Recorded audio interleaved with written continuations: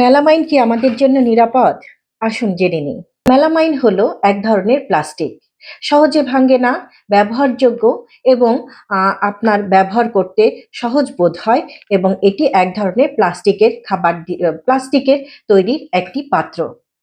কিন্তু এটি উচ্চ তাপ সহ্য করবার মতো ক্ষমতা রাখে না।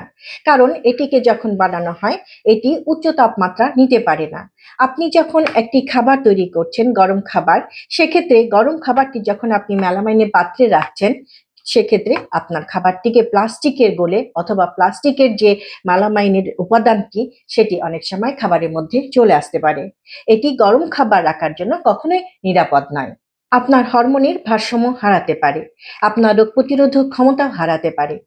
এসব খাবার আমরা যখন গ্রহণ করি, তখন খেয়াল রাখবো খাবারটি যেন অতিমাত্রায় গরম না হয়। হালকা গরম খাবার আমরা মেলামাইনের পাত্রে রাখতে পারি।